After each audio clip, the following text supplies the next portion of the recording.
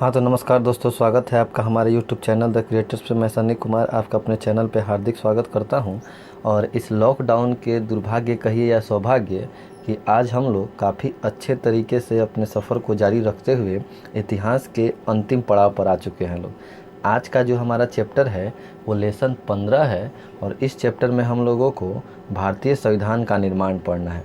इससे पहले वाले चैप्टर में हमने भारत का विभाजन पढ़ा था कि किस परिस्थिति में भारत का विभाजन अंग्रेज़ों को करना पड़ा और किस योजना के तहत भारत का विभाजन हुआ था।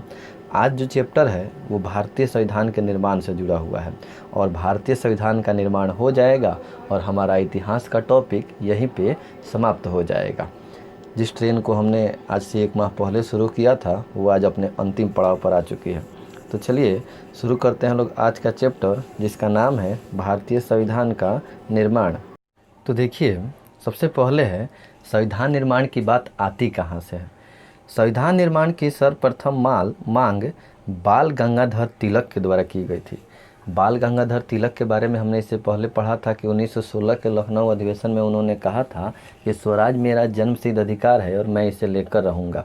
तो ये वही बाल गंगाधर तिलक है जिन्होंने मराठा नामक पत्रिका और केसरी नामक पत्रिका का संपादन भी किया है। 2 पुस्तकें इनकी बहुत चर्चित भी रही हैं। बार बार पूछा भी जाता है कि मराठा और केसरी नामक पत्रिका के संपादक कौन थे, तो बाल गंगाधर तिलक। और महाराष्ट्र में मुंबई में जो इतनी बड़े स्तर पर गणेश पूजा होती है उसको भी इतना बड़ा भव्य रूप देने वाले भी बाल गंगाधर तिलक ही हैं। तो बाल गंगाधर तिलक के द्वारा सर्वप्रथम संविधान निर्माण की मांग की जाती है 1895 में।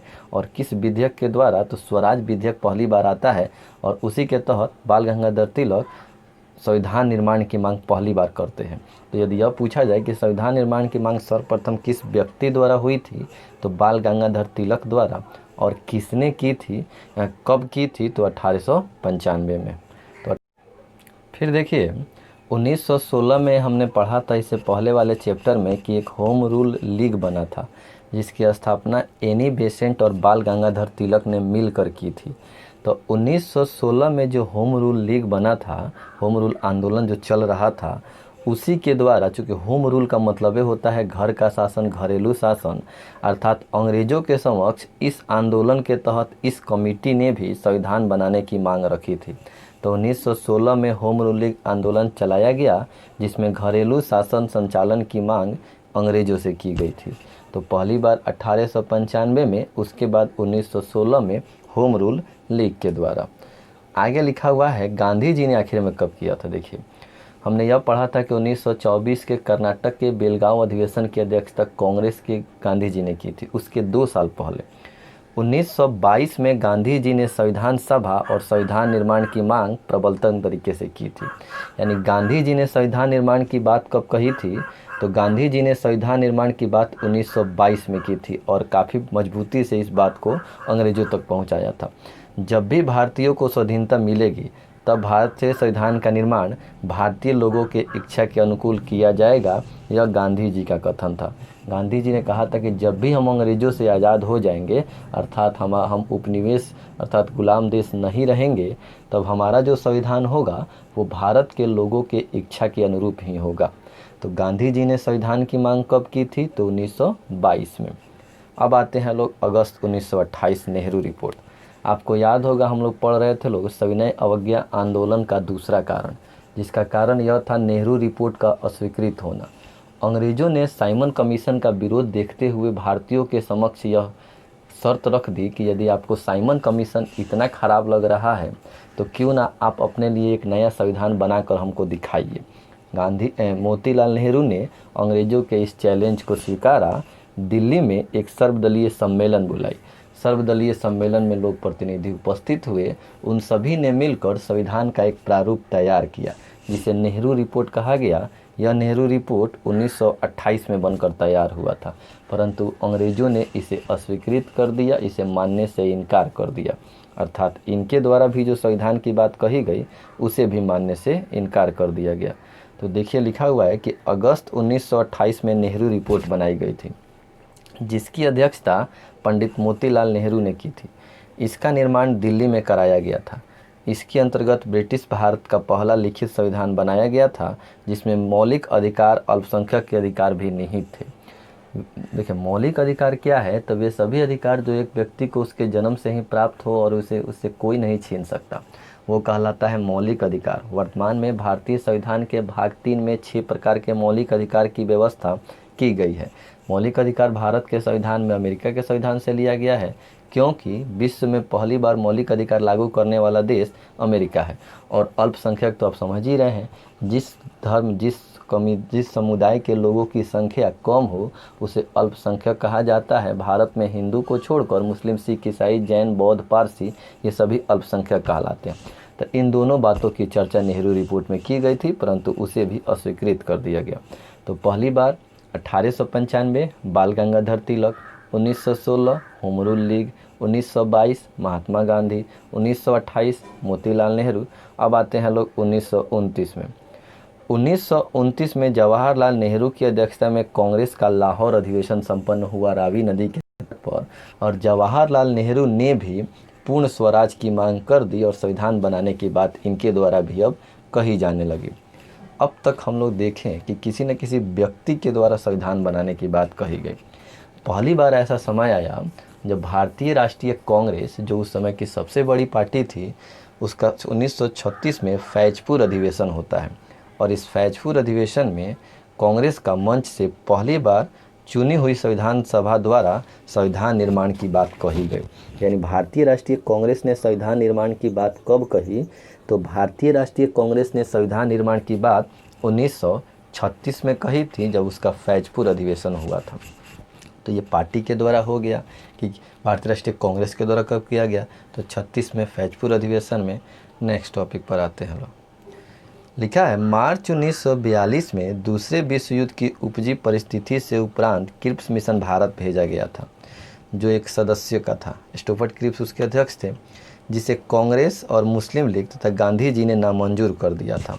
और गांधी जी ने तो इसे पोस्ट डेटेड चेक की भी संज्ञा दी थी, अर्थात अंग्रेज एक ऐसा दिवालिया बैंक है जो भविष्य में कभी भी फ्लॉप हो सकता है। इसका मतलब समझिए, द्वितीय विश्व युद्ध में अंग्रेज किसी भी तरह से भारतीयों को शामिल करना चाहते थे कि भारत के युवा, भारत के सैनिक अंग्रेजों की तरफ से द्वितीय विश्व युद्ध की लड़ाई लड़ें। परंतु भारत के लोगों ने यह बात ठान ली थी कि वो किसी भी कीमत पर अंग्रेजों की मदद नहीं करेंगे। इसीलिए अंग्रेजों ने क्रिप्स मिशन को भारत भेजा था, ताकि वो किसी भी तरह से सहमति जता पाए और भारतीयों को तैयार कर सके द्वितीय विश्व युद्ध में लड़ने के लिए। इसके लिए कई सारे लुभावने प्रस्ताव भी रखे थे भारतीयों के समक्ष, ताकि भारत के लोग उस लालच में आकर और लड़ने चले जाए। परंतु मार्च 1942 में जो क्रिप्स मिशन या क्रिप्स प्रस्ताव भारत आया था, जिसके अध्यक्ष स्टोफर्ड क्रिप्स थे, उन्होंने जो प्रस्ताव रखा उसे भारतीय राष्ट्रीय कांग्रेस, मुस्लिम लीग, महात्मा गांधी इन सभी ने नामंजूर कर दिया। गांधी जी ने इसे पोस्ट डेटेड चेक कहा था। पोस्ट डेटेड चेक का मतलब, जैसे कि हमको अगर किसी व्यक्ति के द्वारा चेक दिया जाता है और कहा जाता है कि आप इस चेक को 2 महीना बाद अपने अकाउंट में डाल लीजिएगा और आप मेरा अभी ये काम कर दीजिए। 2 महीना बाद हम पैसा निकालेंगे और आप पैसा निकाल लीजिएगा और आप मेरी अभी मदद कर दीजिए। तो 2 महीना बाद हम पैसा तब ना निकालेंगे जब आपके पास 2 महीना बाद पैसा रहेगा। कहीं आपके पास इससे भी बुरा हाल हो जाए और आपके पास स्थिति इतनी ख़राब हो जाए कि अब अकाउंट में 1 रुपया न रहे, तब हम कहाँ से निकालेंगे। यानी आप तो पहले ही दिवालिया हो गए हैं, तो अब और कहाँ से पैसा दीजिएगा। तो यही कहा जा रहा है। अब अंग्रेज़ों ने प्रस्ताव रखा भारतीयों के समक्ष, जबकि अंग्रेज़ खुद आर्थिक स्थिति इतनी ख़राब हो चुकी थी कि वो दिवालिया हो चुके थे द्वितीय विश्व युद्ध में लड़ते लड़ते। इसीलिए गांधी जी ने इसे पोस्ट डेटेड चेक कहा था, अर्थात अंग्रेज़ एक ऐसा दिवालिया बैंक है जो भविष्य में कभी भी फेल हो सकता है, तो हमें उससे मदद लेने की आवश्यकता नहीं है। ये बात गांधी जी ने कही थी। अब आते हैं लोग अगले टॉपिक पर। भारत में शासन की अव्यवस्था को देखते हुए तत्कालीन वायसराय लॉर्ड बैबल, जो 1945 में वायसराय थे, उन्होंने जून 1945 में शिमला में सर्वदलीय सम्मेलन बुलाया था।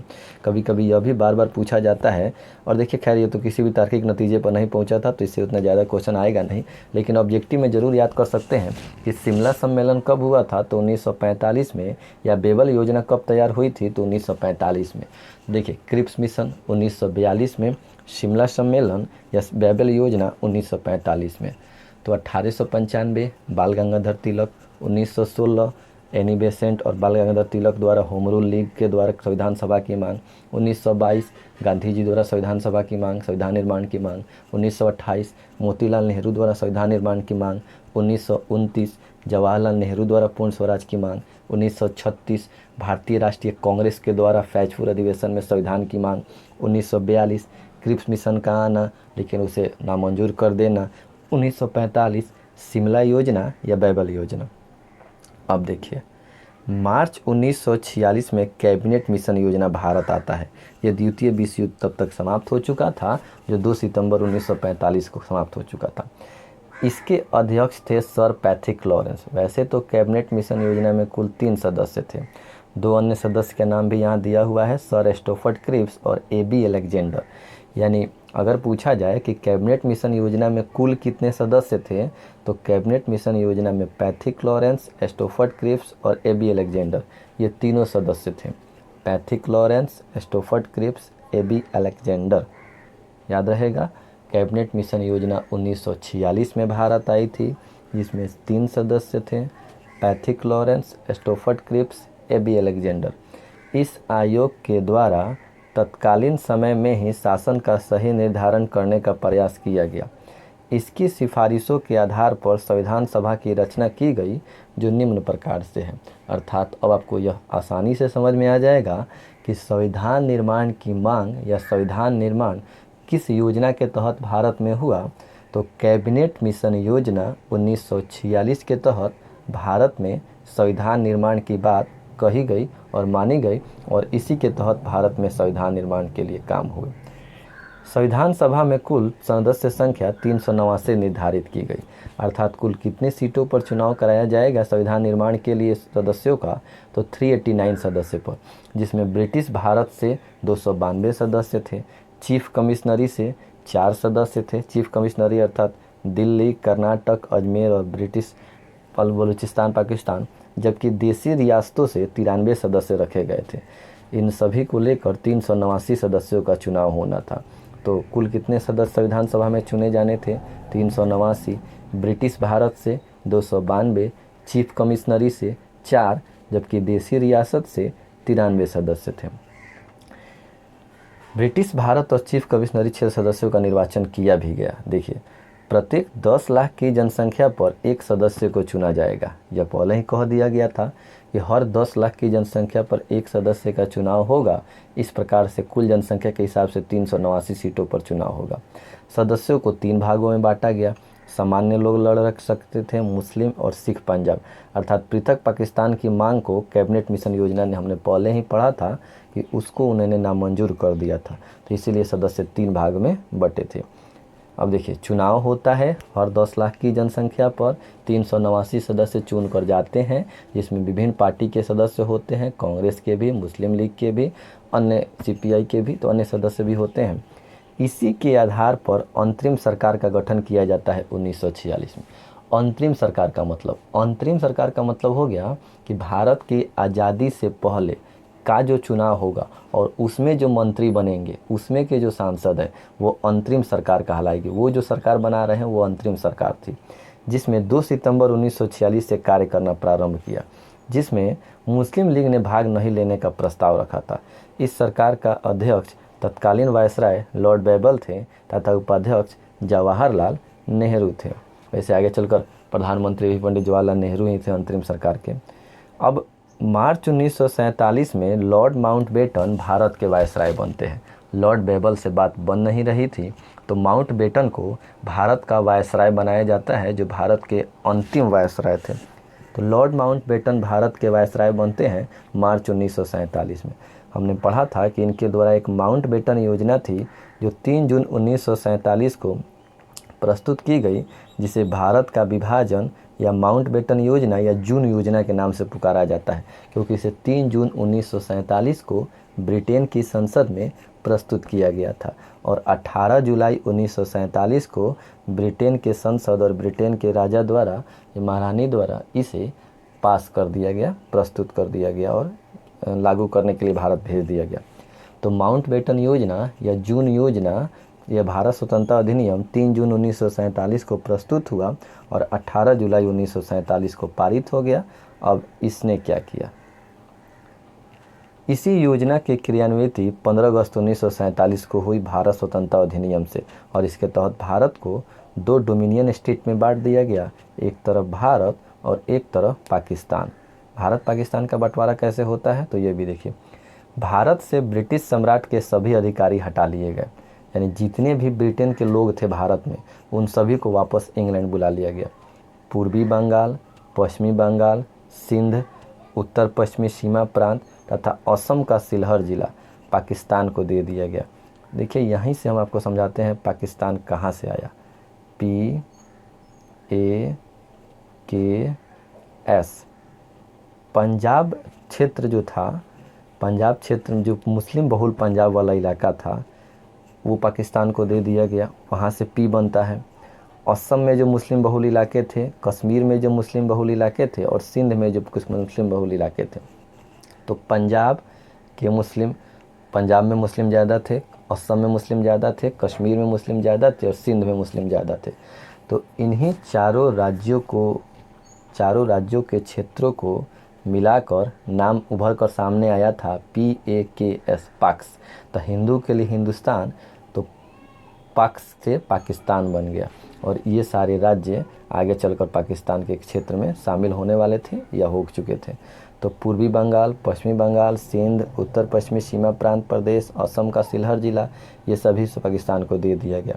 और भारत का शासन जब तक संविधान का पूरा न हो तब तक यह कहा गया कि 1935 में जो भारत शासन अधिनियम बनाया गया था उसी के तहत भारत का शासन संचालित होगा। भारत का वायसराय लॉर्ड माउंटबेटन बने रहेंगे, लेकिन पाकिस्तान के गवर्नर जनरल या वायसराय मोहम्मद अली जिन्ना बन गए। विभाजन के बाद संविधान सभा का पुनर्गठन भी किया गया था, क्योंकि 389 सदस्य पहले थे, लेकिन भारत विभाजन के बाद संविधान सभा में 299 सदस्य ही बचे थे। तो ये रहा भारत और पाकिस्तान की कहानी।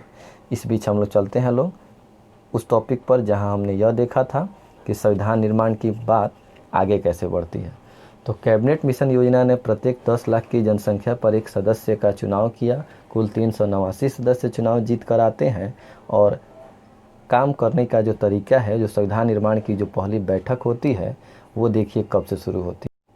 तो देखिए 9 दिसंबर 1946 को संविधान सभा की पहली बैठक हुई, और अगर यह पूछा जाए कि संविधान सभा की पहली बैठक कब हुई थी तो 9 दिसंबर 1946 को।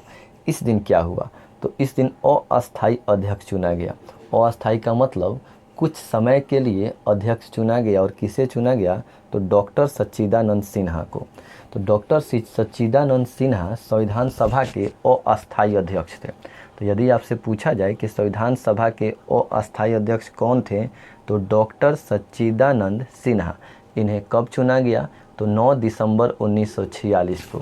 लेकिन जब दूसरी बैठक होती है 11 दिसंबर 1946 को, इसी दिन संविधान सभा का अस्थायी अध्यक्ष बना दिया जाता। अस्थायी मतलब जब तक संविधान बनकर तैयार नहीं हो जाता तब तक संविधान सभा के अध्यक्ष बने रहेंगे डॉक्टर राजेंद्र प्रसाद।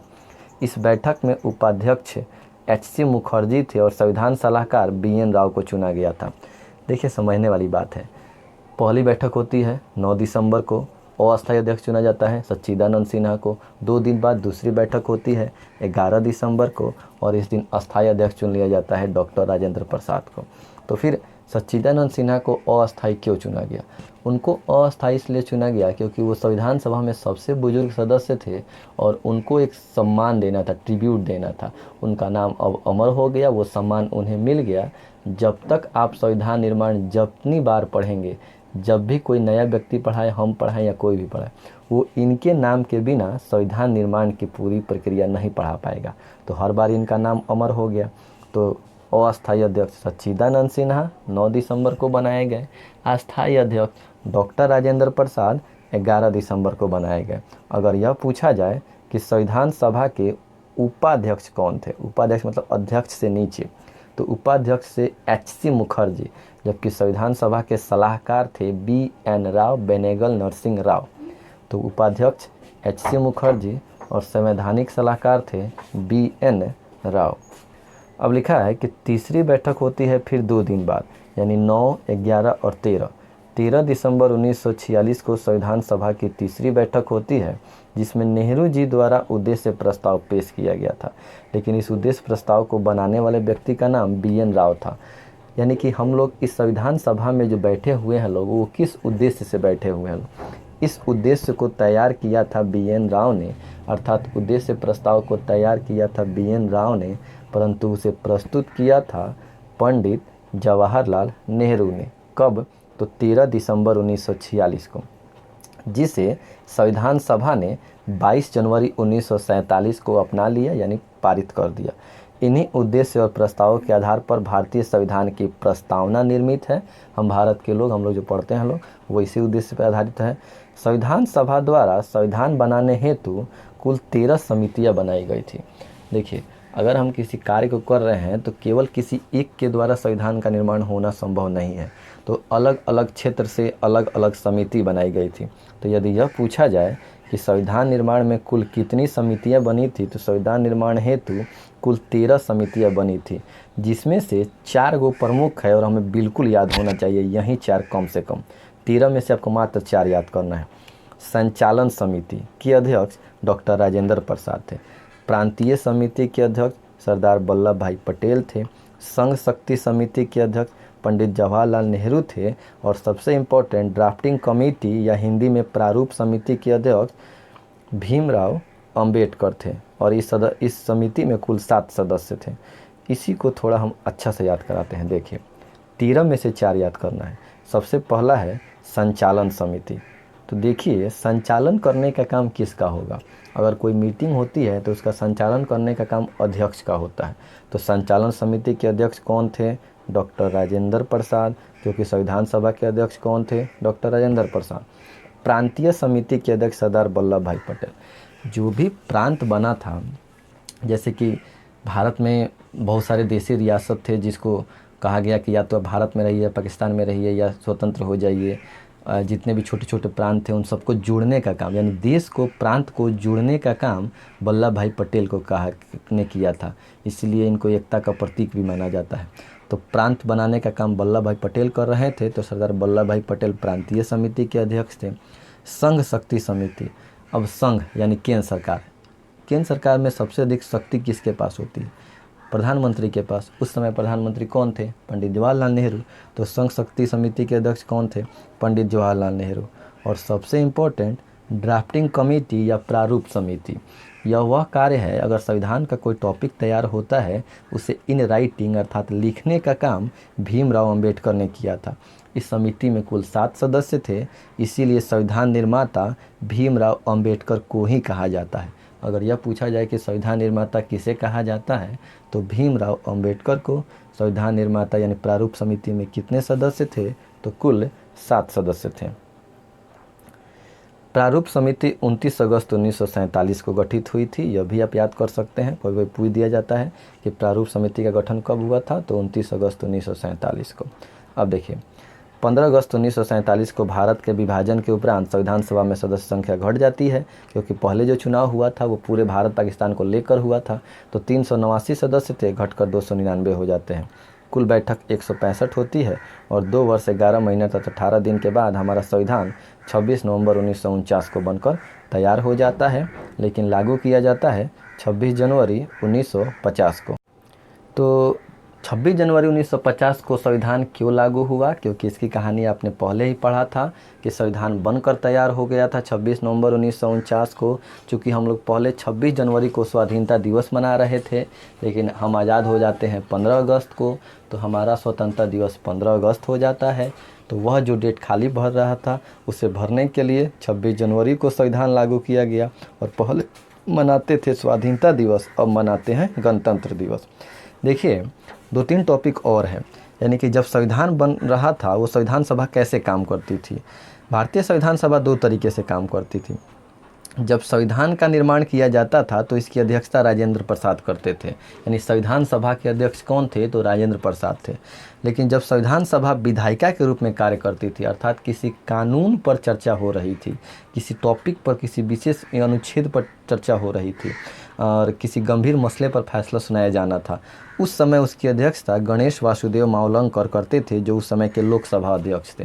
जैसे कि वर्तमान लोकसभा अध्यक्ष ओम बिरला है, इससे पहले के लोकसभा अध्यक्ष सुमित्रा महाजन थी, यानी लोकसभा के सांसदों जो ऊपर बैठे रहते हैं हाउस ऑफ चैम्बर में। तो पहले लोकसभा अध्यक्ष कौन थे? गणेश वासुदेव मावलंकर या जीबी मावलंकर। यानी जब संविधान बन रहा था उस समय अध्यक्ष राजेंद्र प्रसाद काम करते थे, लेकिन जब विधायिका के रूप में काम किया जाता था उस समय अध्यक्ष गणेश वासुदेव मावलंकर, यानी प्रथम लोकसभा अध्यक्ष कौन थे? तो गणेश वासुदेव मावलंकर थे, और वर्तमान लोकसभा अध्यक्ष ओम बिरला थे। अंतिम टॉपिक पर पहुंच रहे हैं हम लोग। संविधान सभा की अंतिम बैठक इसके लागू होने के 2 दिन पहले यानी 24 जनवरी 1950 को होती है। 26 नवंबर 1949 को बनकर तैयार हुआ, 26 जनवरी 1950 को लागू हुआ। इसके 2 दिन पहले अर्थात 24 जनवरी 1950 को संविधान सभा की अंतिम बैठक होती है। इस दिन 284 लोगों ने संविधान पर हस्ताक्षर किया था। हस्ताक्षर करने वाला पहला व्यक्ति, नॉर्मल सी बात है, पंडित जवाहरलाल नेहरू थे। अगर पूछा जाए कि संविधान निर्माण के बाद पहला हस्ताक्षर किसने किया था, तो पंडित जवाहरलाल नेहरू ने। 24 जनवरी 1950 को 2 मुख्य घटनाएं होती हैं, 2 मुख्य कार्य होते हैं। भारत के प्रथम राष्ट्रपति के रूप में डॉक्टर राजेंद्र प्रसाद जी को चुन लिया जाता है, और यह वो थे जो बिहार से बिलोंग करते हैं, बिहार के जीरादेई, सिवान जिला के जीरादेई के रहने वाले हैं। इनका जन्मदिन पर 3 दिसंबर को मेघा दिवस भी मनाया जाता है। कहा जाता है कि काफ़ी टैलेंटेड थे, और डॉक्टर राजेंद्र प्रसाद सबसे लंबे समय तक रहने वाले राष्ट्रपति भी हैं। तो प्रथम राष्ट्रपति डॉक्टर राजेंद्र प्रसाद को चुन लिया जाता है, और भारत का राष्ट्रगान जन गण मन होगा, यह भी इसी दिन को ही स्वीकार कर लिया जाता है। जब संविधान बनकर तैयार होता है तो मूल संविधान में कुल 395 अनुच्छेद थे, 22 भाग थे और 8 अनुसूचियाँ थी, जबकि अनुसूचियों की संख्या आज 12 हो चुकी है। आज भी 22 भाग हैं, मूल संविधान में भी 22 भाग थे। यदि पूछा जाए कि मूल संविधान में कितने भाग थे, तो 22। वर्तमान में कितने भाग हैं? 22। मूल संविधान में कितने अनुच्छेद थे? 395। वर्तमान में कितने अनुच्छेद हैं? 395। मूल संविधान में कितनी अनुसूचियाँ थी? तो 8। आज कितनी अनुसूचियाँ हैं? तो 12।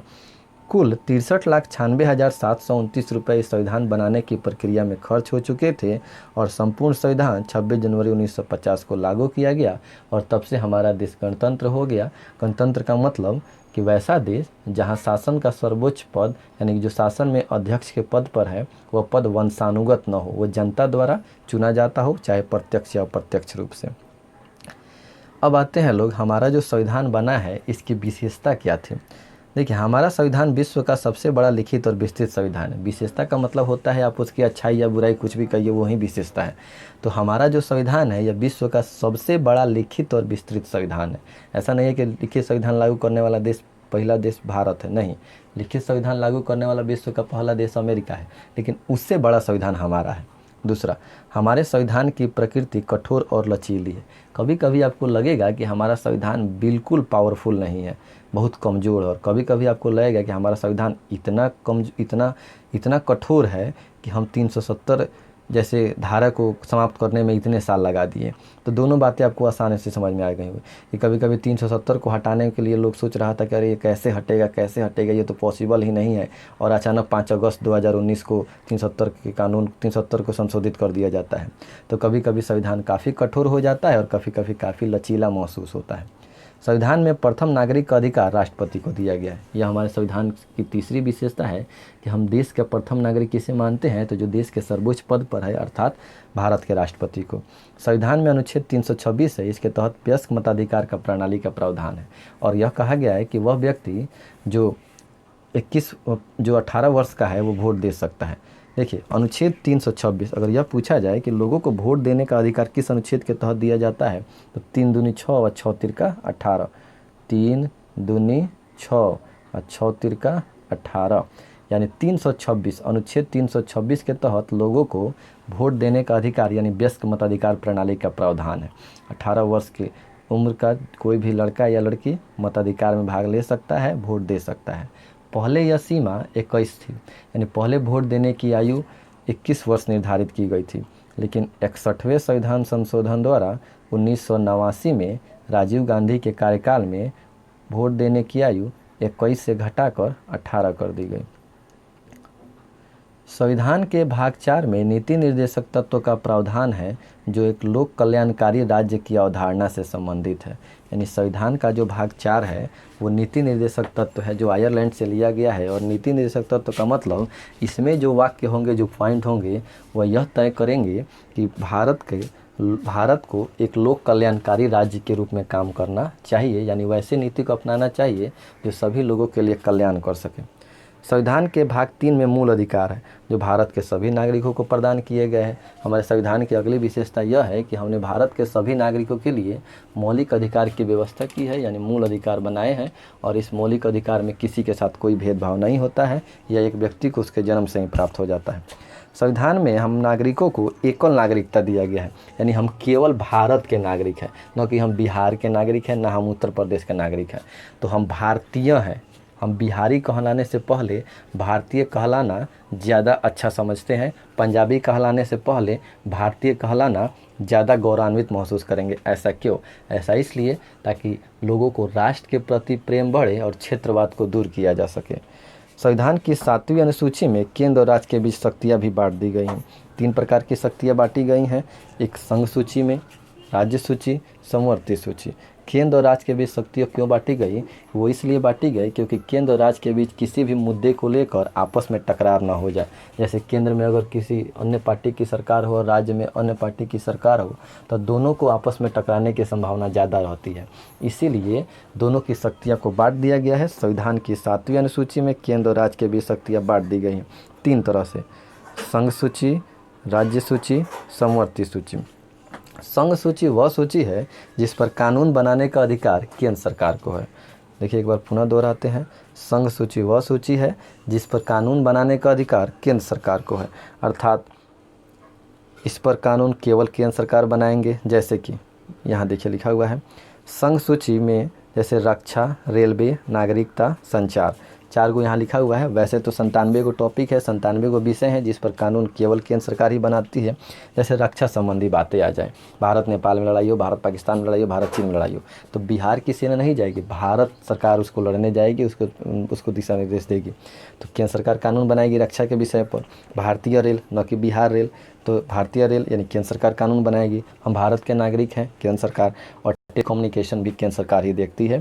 तो संघ सूची में 97 विषय हैं जिस पर कानून बनाने का अधिकार केवल और केवल केंद्र सरकार को है। ये चारों आप जरूर याद रखेंगे क्योंकि अधिकतर इन्हीं चारों में से कोई एक पूछा जाता है। रक्षा, रेलवे, नागरिकता, संचार यह किस सूची के विषय हैं? तो यह संघ सूची से संबंधित है। राज्य सूची, राज्य सूची वह सूची है जिसमें कानून बनाने का अधिकार केवल राज्य सरकार को है। इसमें कुल 66 विषय हैं, जैसे कृषि, भूमि, वन, पुलिस, जेल, स्थानीय शासन। इस सभी पर कानून बनाने का अधिकार राज्य सरकार को है। यानी कृषि पर, भूमि पर, वन पर, बिहार पुलिस, जेल, पंचायती राज, स्थानीय शासन वही ना होता है, इस पर कानून बनाने का अधिकार राज्य सूची को है। समवर्ती सूची वह सूची है जिस पर कानून बनाने का अधिकार केंद्र और राज्य दोनों को है, परंतु यदि एक ही विषय पर दोनों कानून बना दे तो केंद्र का कानून मान्य होगा। जैसे शिक्षा समवर्ती सूची के अंतर्गत आती है। अगर शिक्षा पर केंद्र सरकार कोई कानून बनाती है और बिहार सरकार अलग कानून बना लेती है तो दोनों में से किसका कानून मान्य हो जाएगा? तो केंद्र सरकार का। क्यों? क्योंकि शिक्षा समवर्ती सूची में है। तो शिक्षा, विवाह, तलाक, विवाह तिलाक आपसे जुटा रहेगा। शिक्षा, विवाह, तलाक समवर्ती सूची में। रोजगार, हम केंद्र सरकार की भी नौकरी करते हैं। यदि आप भारतीय रेल में काम कर रहे हैं तो केंद्र सरकार, और यदि आप स्कूल में टीचर हैं तो राज्य सरकार की नौकरी कर रहे हैं। यदि आप इंडियन आर्मी में काम कर रहे हैं तो केंद्र सरकार की नौकरी कर रहे हैं, और यदि आप ब्लॉक में काम कर रहे हैं तो राज्य सरकार की नौकरी कर रहे हैं। तो नौकरियाँ भी 2 प्रकार की हो जाती हैं, केंद्र सरकार और राज्य सरकार की। बिजली, बिजली भी 2 तरह से होती है, या तो केंद्र सरकार बिजली पहुँचाती है या राज्य सरकार अपने यहाँ उत्पादन करके बिजली पहुँचाती है। तो संघ सूची केंद्र कानून बनाएगा, राज्य सूची राज्य कानून बनाएगा, और समवर्ती सूची केंद्र और राज्य दोनों कानून बनाएंगे। संघ सूची में 97, राज्य सूची में 66, समवर्ती सूची में 47 विषय हैं। रक्षा, रेलवे, नागरिकता, संचार संघ सूची में। कृषि, भूमि, वन, पुलिस, जेल राज्य सूची में। पंचायती राज भी राज्य सूची में, जबकि शिक्षा, विवाह, तलाक, रोजगार और बिजली समवर्ती सूची में। वैसा विषय जिनका उल्लेख इन सूची में नहीं है, वो छूट गए या फिर नए जुटे हैं, वो उसे कहा जाता है अवशिष्ट विषय। उस पर कानून बनाने का अधिकार केंद्र सरकार को है। यह टॉपिक यहीं पर समाप्त होता है। आई होप हमारा यह सफ़र आपको अच्छा लगा होगा। कमेंट करके अवश्य बताएं, आपके कमेंट और लाइक की हमें आवश्यकता होती है। तो अब हम लोग यहीं पे अपने टॉपिक को समाप्त करते हैं। इससे पहले आपने अगर किसी वीडियो किसी टॉपिक को नहीं देखा हो तो हमारे प्लेलिस्ट में जाकर देख सकते हैं लोग। तब तक के लिए धन्यवाद। घर पे रहें, स्वस्थ रहें। मिलते हैं लोग अगले विषय के साथ।